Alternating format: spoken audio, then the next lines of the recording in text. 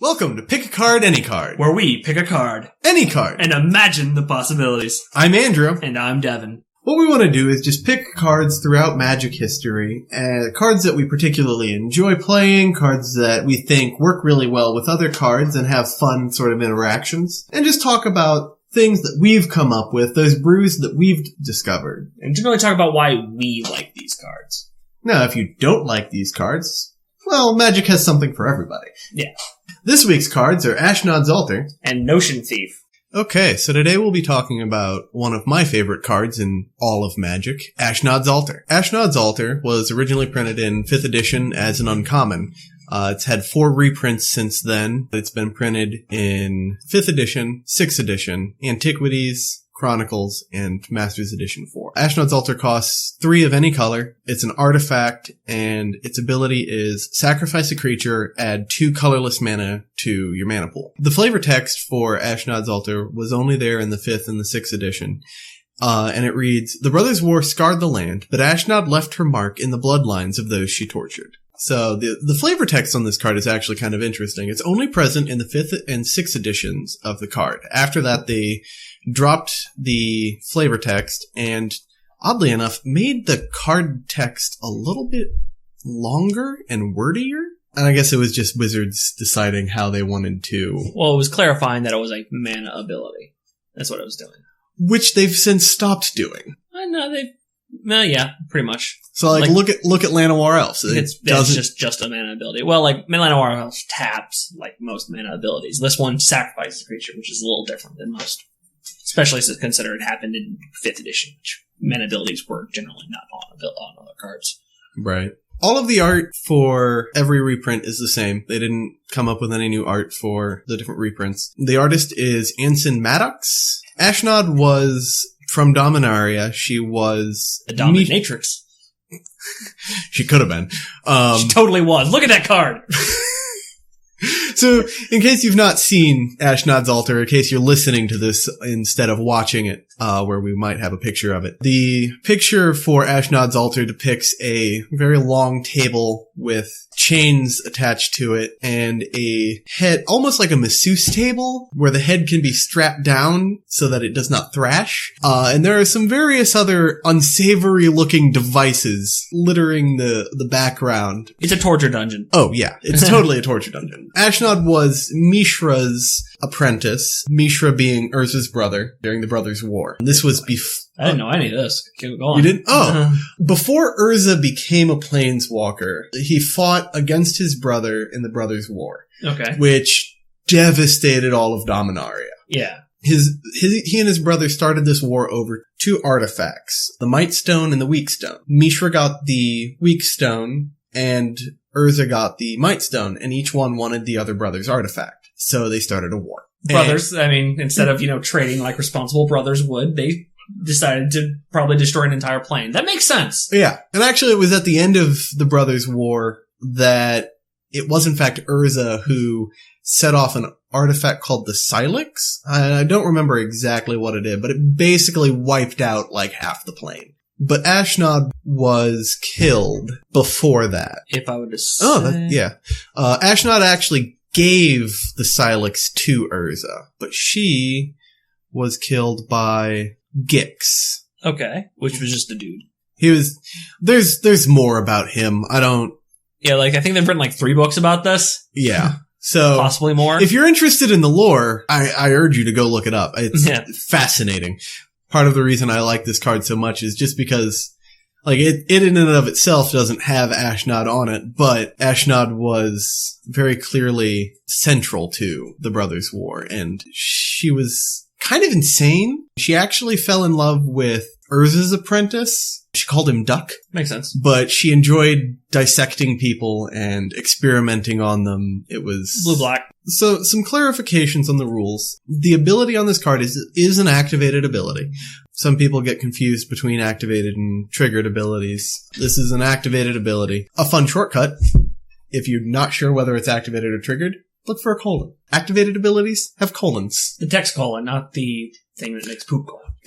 Yes. It is cost colon ability. Yeah. Wizards has had that forever.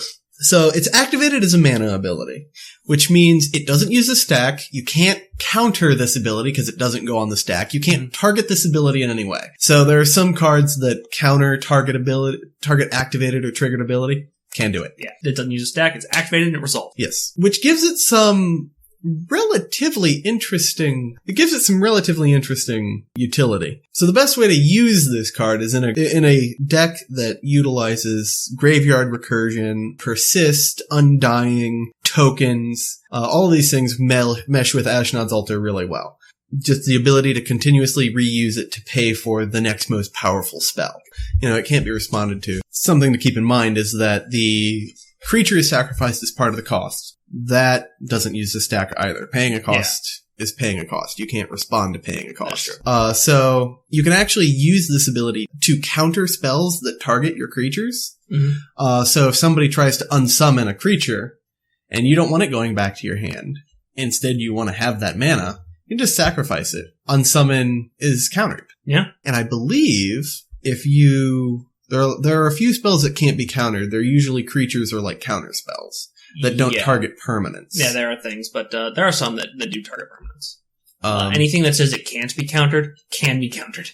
Yeah. By not having valid targets. Yeah. You can actually counter spells that can't be countered this way. So if something were to target it and say this spell can't be countered, well, don't waste a counter spell. Just sacrifice the creature. The spell's countered. You have mana. Congratulations, you literally broke the rules and got away with it. What I think is the fun part of this card is if you have an ability on the field that triggers when a creature dies, and say that ability requires you to pay something, you have that mana in your mana pool before the ability triggers. Yep. Mm-hmm. So it's like, oh, well, I sacrificed this for mana. This ability goes on the stack now. Hey, look, I've already got this mana. I don't need to sacrifice another creature. If I did, things would get redundant. Yep. There's some things like when a creature dies, you may pay to put a zombie on the battlefield or something like that. Yeah. So this is... Biggest problem is it's colorless. Yeah. This card works really well with anything that transmutes color. So you've got Unknown Shores, sacrifice a creature, use one of the colorless to generate a color with Unknown Shores, and then use the other colorless and the color you generated with Unknown Shores, and you just cast a two mana spell. Yep. Or if you're doing something like Gravecrawler, you just bring back the Gravecrawler with the mana. Yeah, you can use... Actually, I like this a lot with Tenacious Dead. So if you're not familiar with Tenacious Dead reads, when Tenacious Dead dies, you may pay 1 and a black. If you do, return it to the battlefield tapped under its owner's control. Yep.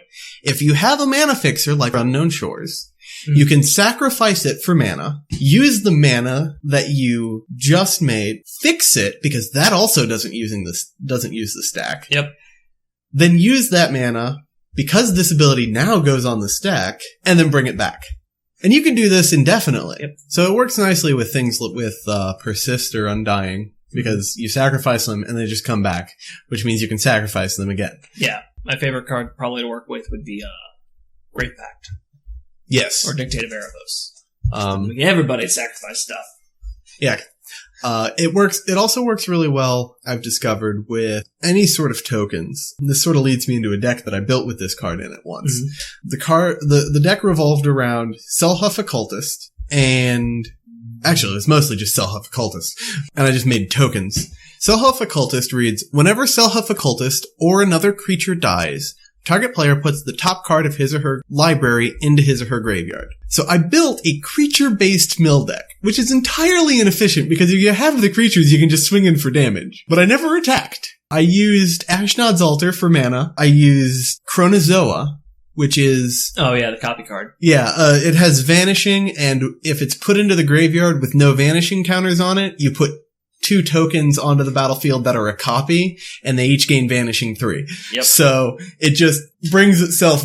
multiplied. Yeah. And that can get kind of ridiculous after a while. Oh, it can. A friend of mine used that card with, not Strionic Resonator, but Paradox Haze, which gives it another upkeep. So it basically becomes Vanishing too. Yeah, and he was running it in a deck where he gave it to a bunch of people. And at one point he thanked me because I killed it before he got start going off, because he didn't want to deal with all the strikes. It's like, I'm actually real thankful about that. Like, you're welcome. Come to think of it, wouldn't Paradox Haze, you have your Chronozoa, you've played your Chronozoa, it has 3 time counters on it. Mm-hmm. Your upkeep comes around. Mm-hmm. You remove 1 time counter from it. Mm-hmm. You get another upkeep. You remove another time counter from it. Yes. Your next upkeep comes around. You remove a time counter from it. It has 0. It goes to the graveyard, comes back, then you get another upkeep. Yep. And so those get down knocked to 2. Yeah. Wow, that's fun. Yeah. That's fun. And I've disassembled this deck. Maybe I should reassemble it. It's fun. Self Occultist is a fun card with Ashnod's Altar, though. I mean, this deck is a Jinx Idol deck, which is one of my favorite cards in Magic. I love Jinx Idol. And what Jinx Idol is you would sacrifice a creature and just give it to someone else. At the beginning of your upkeep, it would deal 2 damage to whoever owned it. That was kind of irrelevant. No one really cared. But it made games super fun, especially when I would play things like Bloodghast and Reassembling Skeleton and Gravecrawler. Things that I didn't care if they died. They'll be back. And so I would just spend entire games like Grave Pact, Bloodghast, sack Bloodghast, give you the idol, and people would never give it back to me because I'd use it to sack all my stuff. I considered running Ashnod's Altar in that because it was just a free sack outlet and mana, but it didn't produce colored mana, which was my biggest problem, is I needed black always. Yeah, and then you'd have to have some crazy color fixing. Yeah, in order to make it work in my deck, I'd need to run like 4 more cards. Yeah. At least 1 more. Overall, I think it's a fantastic utility card. It's not great if you're running any sort of constructed format, because unless you're playing Legacy, you can't use this card. Yeah. Or just play casual. But if you're just playing casual, which is my favorite format, if you're playing casual, this fits into every deck that needs a sack outlet. And I was introduced to this card pretty early on after I started playing Magic. A friend of mine wanted some of these for a deck he was building, and he found a pack of 50 online for like super cheap. It was a couple of bucks. Yeah, they're pretty cheap. I bought 3 play sets. I bought 1 play set, and then I showed it to you, and you're like, hey, I want that. So I gave you a play set. And then I went back to him. I'm like, hey, let me just have 2 more play sets of this. So if you're listening, thank you, Corey. I appreciate that. So I think that about wraps it up for Ashnod's Altar. Unless you can think of anything else to say. No, I'm out. I don't want to get into like ranking cards. I think that's superfluous. Yeah. We're a positive crowd here. By ranking things, we're saying one is inherently better, and by saying one's inherently better, we're saying one's inherently worse. And by saying one's inherently worse, that's implying it's bad. And we just like having fun. Yeah. So, no rankings. If you want that, there are other casts that do that. Yeah, that ain't us. Alright, my card for the day is going to be Notion Thief.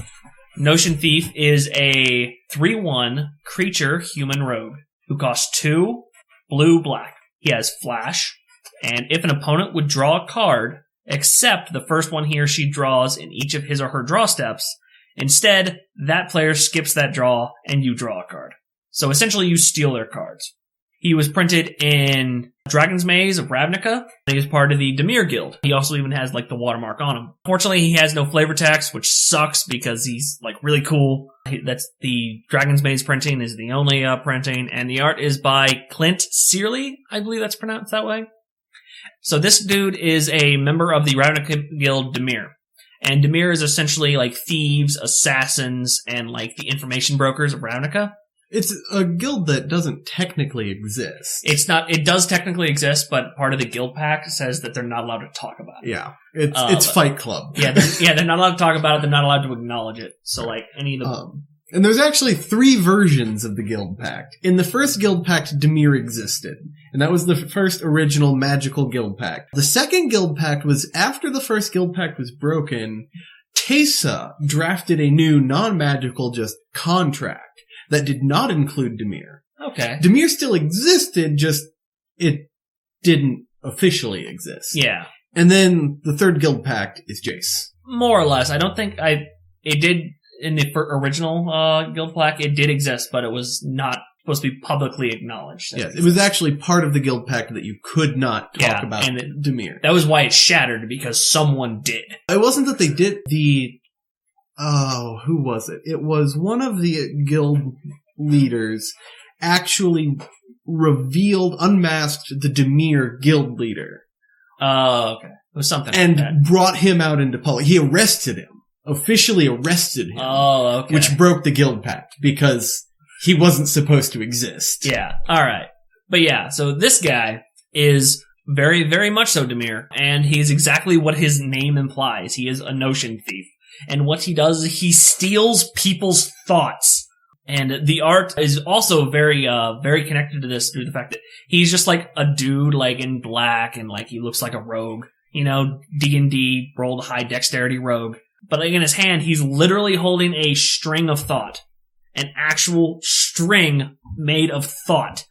I actually really like the art on this one because it looks like he's just sort of poring over someone's thoughts in the shadows. Yeah, and he's stealing someone's thoughts, and that is so cool. And it's like the art of it, like, very much encapsulates that he's stealing a thought, which is very hard to get across in a picture. Yeah, and this is a card that I really wish had flavor text. Yeah, exactly. And I also it's got to be reprinted at some point. It has to be because it is so cool. I love this card so much.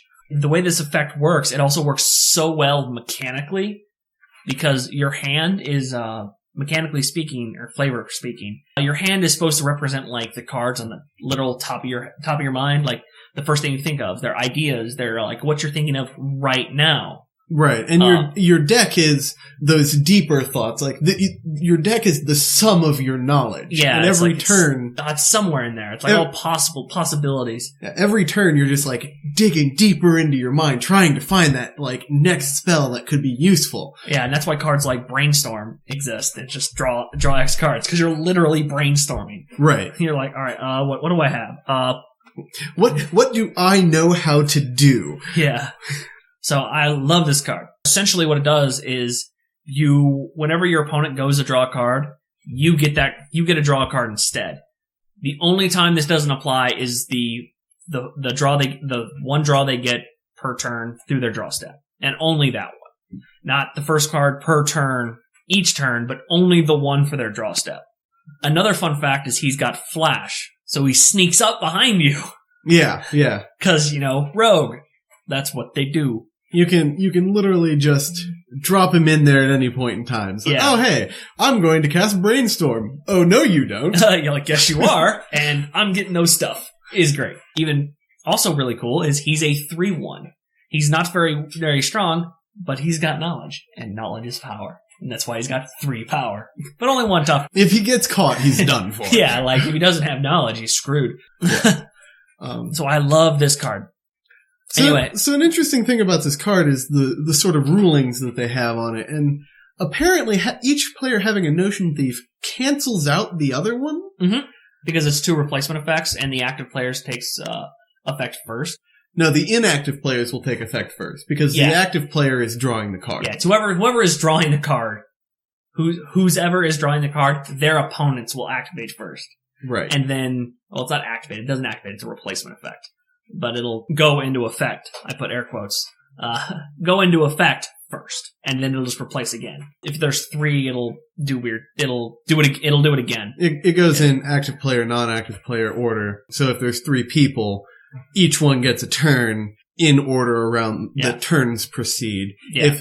If one person controls 2, he gets to pick which one goes off. Yeah. Yeah, they would both replace it. It's a replacement effect, so it doesn't really affect it other than the fact that one would replace it again if your opponent already had a replacement effect.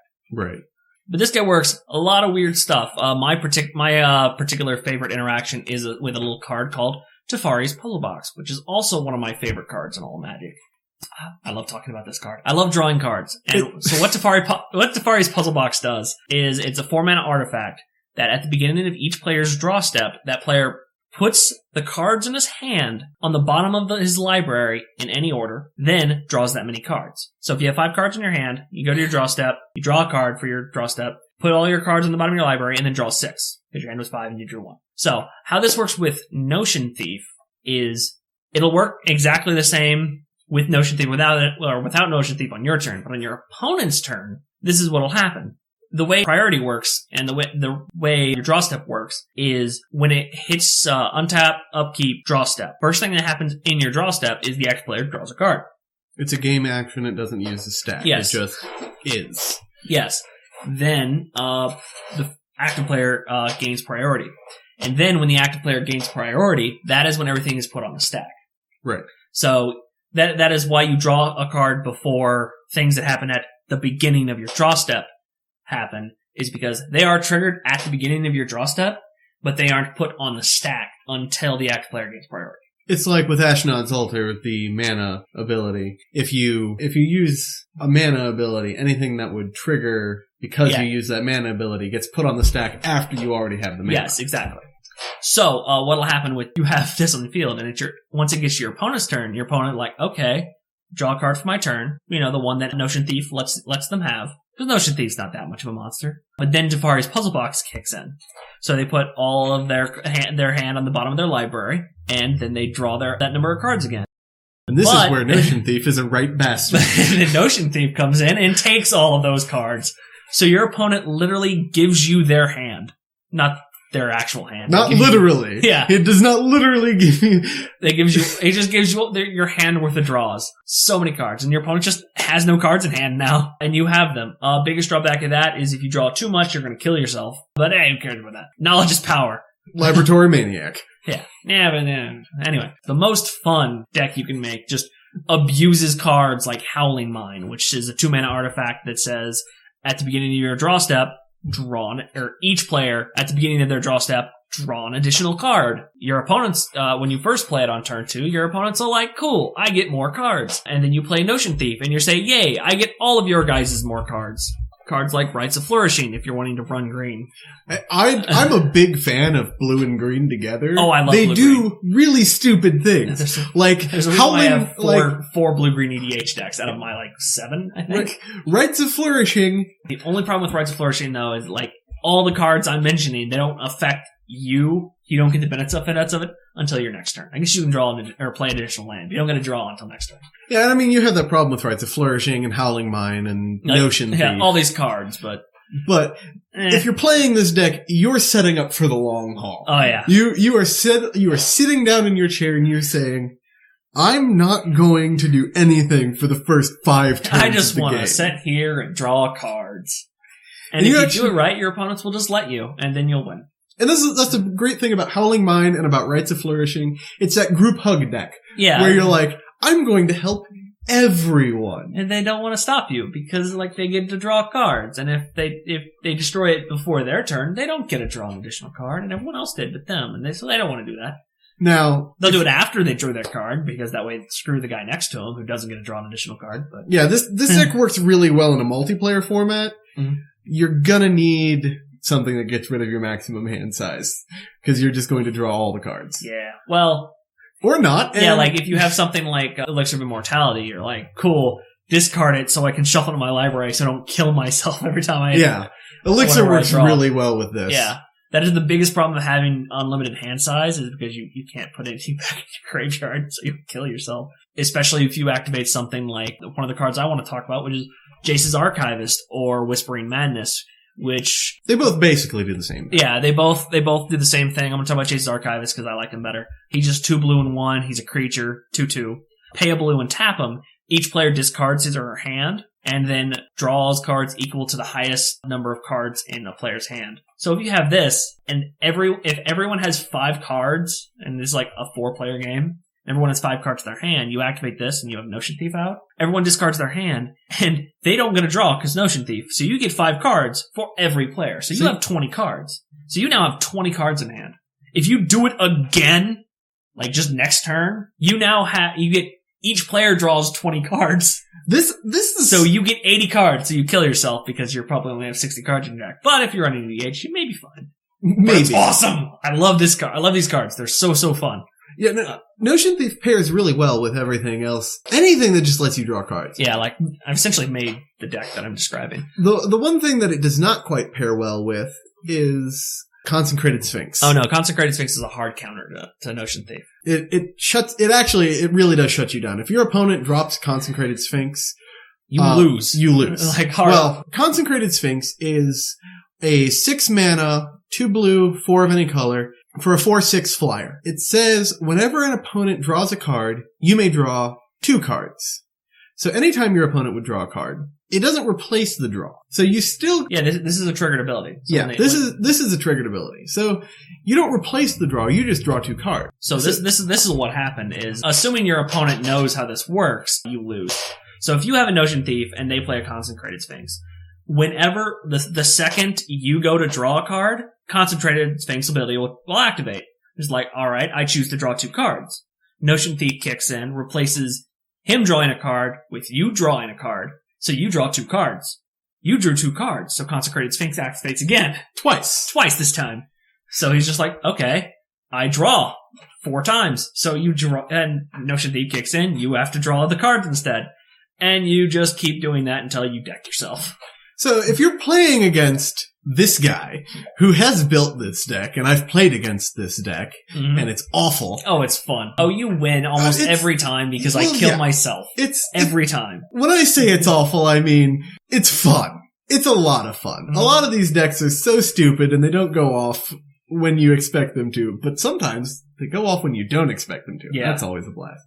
So if you were playing against a person who likes playing with the Notion Thief and drawing all the cards, just drop a Consecrated Sphinx. Yep. And then they go, well... So moral of the story is if you want to beat someone that plays blue, play blue.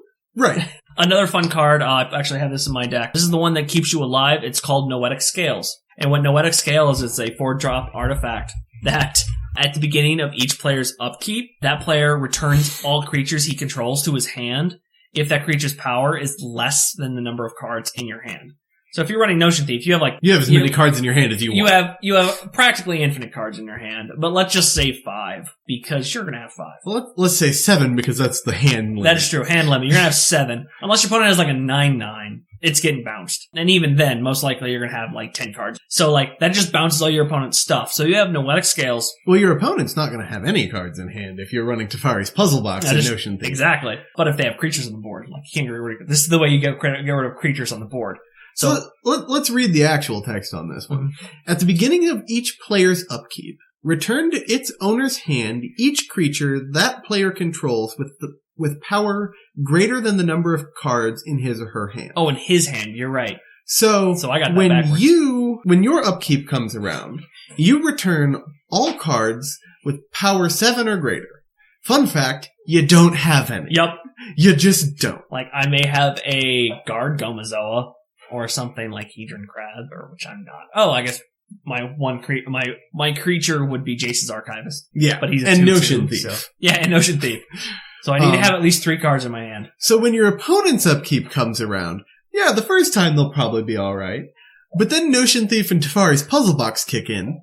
Now they have no hand. They might have 1 card. No, they don't have any cards. Yeah, they don't have any. So they return everything with 0 greater power. Which is everything. Yep. With the exception of unless they have a wall that has 0 power, then it's safe. But if it's a wall and has 0 power, you don't care. Right. Anything with negative power is also safe. Yes. And that can happen. I'm not sure. No, it totally can. Yeah, it can, but it doesn't affect anything. Yeah, it does totally have negative power, but like it counts as 0 at almost anything that matters. So yeah, Notion Thief is amazing. Really, the best set it goes in is Commander, because there's at least one deck who's like going to draw like 30 cards, and so you play it and you just get all their cards, and so they just can't do anything anymore. Notion Thief is one of those cards that I feel works best in multiplayer games. Oh, by far. If you're playing one-on-one, your opponent's just going to get mad. Yeah. If you're playing in a multiplayer game, all your opponents are going to get mad. And they're going to find a way to kill you. At least one of them is going to instant speed kill Notion Thief. And then you'll be on everyone's butt list, and they're just going to eat you alive. It's going to be great. Yeah. As soon as you drop that Notion Thief in a Tefari's Puzzle Box, you have the biggest target in the world painted on your back. The way my deck worked, like the ultimate combo, I never actually got the whole thing off, but I got enough of it off, was Notion Thief, Tefari's Puzzle Box, Noetic Scales, and Tefari himself. Okay. Yeah, what Tefari says is something along the lines of your opponent can only cast spells at sorcery speed. Yes. So here's the biggest problem. The biggest problem with the Notion Thief Tefari Puzzle Box combo. One, you need both. Which is hard because they both cost 4. Once you get both of them on the field, your opponent will draw a card. Then Tefari's Puzzle Box will activate. If they have an instant, for example, Naturalize, they can cast it in response and destroy the puzzle box. Or destroy Notion Thief with a Doomblade or something. The important thing to note there is Tefari's Puzzle Box still resolves. Yes, but However, they if they kill the Notion Thief, they get to still draw their cards. Not bad. if they kill the puzzle box, they can start drawing cards the next time around. Yeah. No, if they kill Puzzle Box, you still get all their cards. They just get that one at the beginning of their turn. But They still have to ditch their hand. yeah, but they don't have to ditch their hand the next time around. Yeah. They can start building their hand Yeah, back they can up. get their hand back. So what you do is you run Teferi, who just says your opponent can't activate things at instant speed. They can only do it on sorcery speed. So Right. like if they do draw Naturalize, they can't activate, or they can't cast it in response to Teferi's Puzzle Box because they can't. Now, interestingly enough, you can't mill your opponent out. Their deck size is constant. Yeah, they can't really do that. Well, because your best way is just to Because find a way to they kill them. draw, and then it goes to the bottom of their library. Yep. So your deck size is constant. You are no longer playing Magic. You are just watching your opponent play Yep. Magic. And that's probably the most frustrating thing about this combo. It's the best way to play Magic. Oh, there are many combos similar and much worse. Oh, yeah. But This one is so easily disruptible that your opponent has earned it if they get it off. Because the two pieces cost 4 mana and they don't actually win you the game. Yeah, especially if you'd already have like a 5/5 on the field, especially if like a 5/5 flyer. Yeah, It's if just you like, if you have any sort of damage on the board already, if you have a better board position, Yeah. you still have a decent chance of winning. Yeah, and that's why Noetic Scales comes in. Right. And that bounces creatures to get gotten rid of with Teferi's Puzzle Box at the beginning of next year. And then you draw more cards. That actually came up at one point because I calculated it all out. I'm like, oh cool, I will draw this many cards and I will still have enough cards in my library so I wouldn't die. And then I bounced like 4 creatures and I drew like 9 more cards because of it. Yeah. I was like, crap. If you build this deck, and if you play this deck, be prepared to die 90% of the time. Oh yeah, definitely. Either because you've drawn yourself out, or because your opponents are like, no sir. Yeah. Just no. The best plan is to draw yourself out and just kill yourself. Just like make it your goal to build up as much as possible, but make sure that you're going to kill yourself because your opponents are much less likely to just kill you if they know like, he's not gonna win. He's gonna do some annoying stuff, but we're gonna draw like 10 cards and then he'll do annoying stuff and probably kill himself. Yeah, no, it's one of those where your opponents probably aren't going to want to play against this deck regularly. So be prepared to break it out, once or twice. Yeah. And everybody has those decks that they're like, I'm going to break this deck out occasionally, specifically against someone who I've never played against before. Like, or who has never seen this deck. This deck is also really fun if people have no idea about Notion Thief. Yeah. Like, I played that, like, I went to a con, had like 5 people, and you're like, Howling Mine, and you're like, you're drawing cards. Like, I am drawing cards. And you're like, okay. And like, I would just play like artifacts and stuff. And like, I play like, I think it's called Ethereum Sculptor that's made artifacts cost less. So I can bring in Teferi's for 3 or something.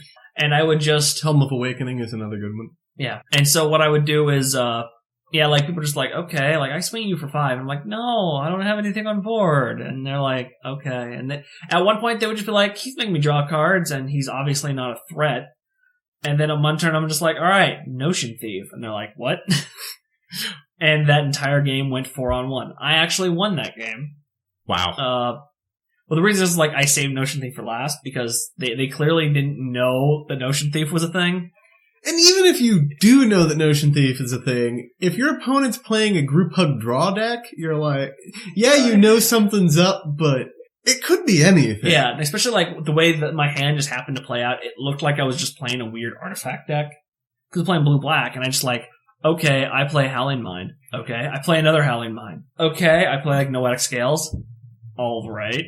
I don't have to worry about any of my creatures. Yeah, like, I have like 7 cards in hand because you keep making me draw. What on earth are you playing? And I'm like, well, I don't know. The weirdest form of mill I've ever seen. Yeah.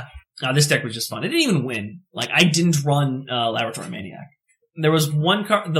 I think the reason I won is because eventually I was cycling my deck out so well that I wasn't going to kill myself. So I would just swing at my opponents with my 3/1.